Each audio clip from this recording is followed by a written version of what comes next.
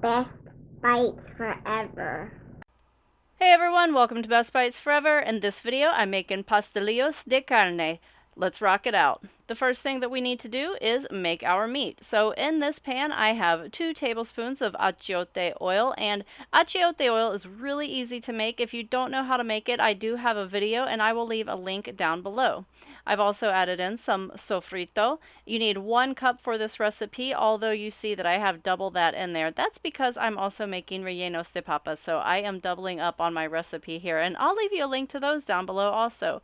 So we have our 2 tablespoons of achiote along with our 1 cup of sofrito, and I've added in about a teaspoon of salt and some freshly ground black pepper. I'm also going to add in 2 tablespoons of tomato sauce. And again, I will be leaving you all of these ingredients in a list down below, so don't worry about trying to keep track of everything. I'm going to stir this around for just a couple of minutes and let it cook until it starts to look like this.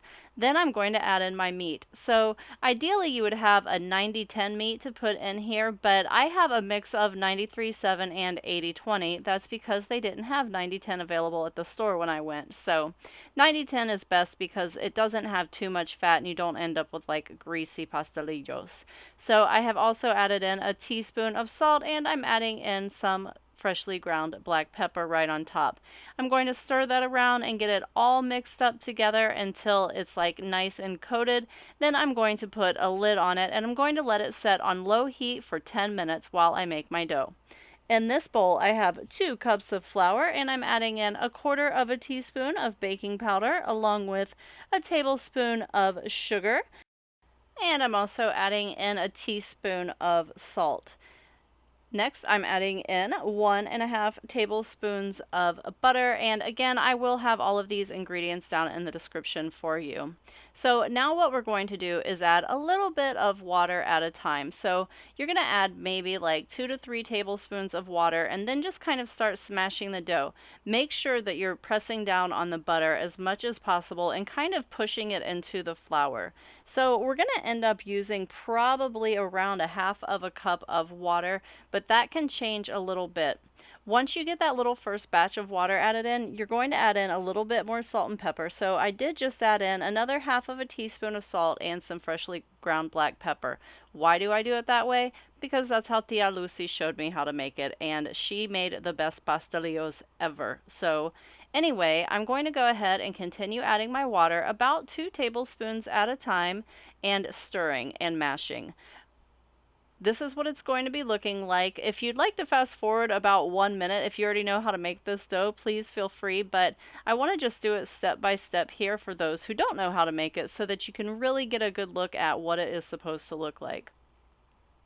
So what I'm looking for here is for my dough to kind of come together. You can see that it's starting to stick to itself and kind of come together into a ball, with the exception of that little bit that's still down there. So I know that I need to add just a little bit more water. I only probably added like a teaspoon that time because it was really close, and you don't want to get too much water in this. So once you have your dough where it's at this point and it's kind of holding on to itself and you don't have anything dry in the bottom, it's time to add in some more achiote oil. And again, I will have a link down below to how to make this. It is super simple. I'm going to go ahead and mix that around until I kind of evenly distribute the oil as best I can. Don't overwork your dough. Don't get too concerned about it. As long as you kind of have it, mostly mixed in, you're pretty cool. So go ahead, finish mixing that up, and then put it over to the side. We're going to go check on our meat. Here is what my meat is looking like after 10 minutes on low heat with that lid on.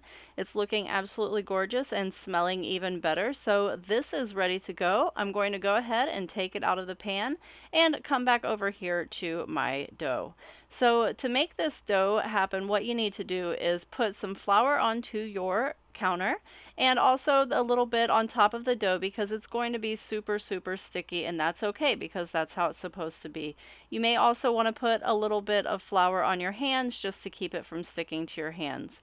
Go ahead and knead it just a couple of times. So you're basically going to fold it over, turn it, fold it over, turn it, fold it over, turn it, maybe 4 or 5 times, and then form it into a nice little dough ball. Then I'm going to use my bench knife and I'm just going to cut a little piece off over here on this side. If you don't have one of these and you cook a lot, I definitely recommend getting one. But if you don't cook a lot, you can use a butter knife or something like that too. Go ahead and make a little ball and then flatten it out like so and grab your rolling pin. Put a little bit of flour all over your rolling pin so that your dough isn't sticking to it, and then we're going to roll this out. So the way that I like to roll this out to kind of keep it in a circle as much as possible is a plus and then an X. And I know I keep flipping my dough around, but if you pay attention, you'll see that the way I'm moving my rolling pin is a plus and then an X, always starting from the center and never going all the way completely over the edges, because that will make your edges get super, super thin compared to the rest of the dough. Go ahead and add a little bit of flour if you feel that you need to. Do keep making sure that it's not sticking to the counter underneath. You can do this just by kind of picking it up or just moving it a teeny little bit. Once you get it rolled out pretty thin, and when I say pretty thin, I mean really close to 1/8 of an inch thick, you're going to go ahead and add the meat on it. How much meat you add is totally up to you. I personally like these to be super, super stuffed with meat. I would rather mine be over full than under full, so I put quite a bit in there. Then you just fold it over and take a fork and press down all along the edges with your fork. You might also have to stop and dip your fork into flour if it's sticking too bad. Once you go all the way around the edge, go ahead and flip it over and go around the edge on the other side as well. Don't worry that you don't have perfect edges at this point, because as you can see, they are super easy to clean up and make look pretty. You just need to do a little bit of trimming when all is said and done.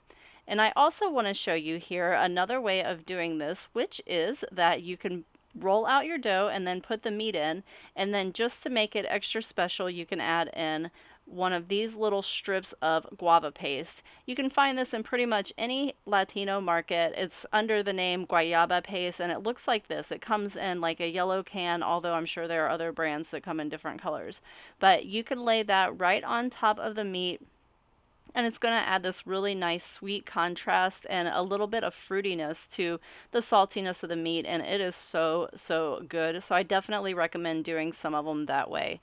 I got a tiny little hole, which I'm just going to repair with another piece of dough and keep on going. It'll stick there just fine. And from here, I'm just treating it just like the other one with the fork, and so on and so forth. Once I get all of those done, they are ready to go into my hot oil. I have canola oil, and it's about 350 to 375 degrees. What you really need to look for, though, is the bubbles that are along the side. So you can see the bubbles that I'm getting alongside of my pastelillos. You don't want your oil to be smoking at all, and you definitely want it to look like it's boiling on the edges. And I'm going to give you a little close-up of the bubbles just so you can see what I'm talking about, because it's definitely important to get them to cook at the right temperature. Otherwise, they can come out kind of like greasy, and we don't want that. We want them to come out nice and light and beautiful. So they're going to take, I don't know, 2 to 3 minutes on each side, just depending on how thick your dough was and how hot your oil is. But once they are golden and beautiful, go ahead and take them out, put them on a plate lined with paper towels, and they are ready to serve.